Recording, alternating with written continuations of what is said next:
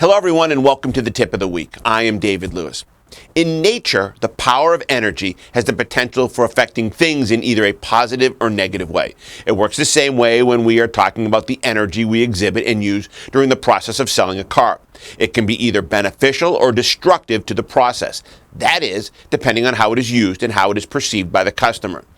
The energy we exhibit to the customer can create enthusiasm and interest in our product or process, or it can be perceived as aggression and make a negative impression, turning them off to what we are trying to accomplish.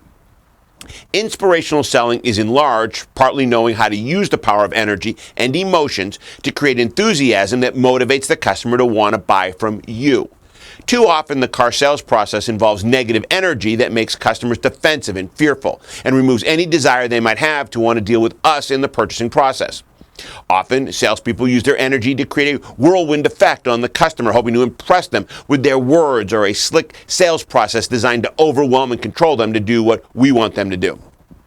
Instead, use your energy as a calming wind that lets them know you are there to serve them and to help them accomplish their purchasing goals, not your own goal of making as much money as possible that you can in the process. Most customers already have a defense expectation of salespeople. Inspire the customer with your enthusiasm and sincerity, and focus on getting them to like you as their salesperson. Use your energy to diffuse their defensiveness and relax and inspire them by making your sales process enjoyable and informative. Do this, and you will very likely sell them a car and also have a good time doing so as well. Try DLA Online and DLA Live to discover why the top automotive professionals already have.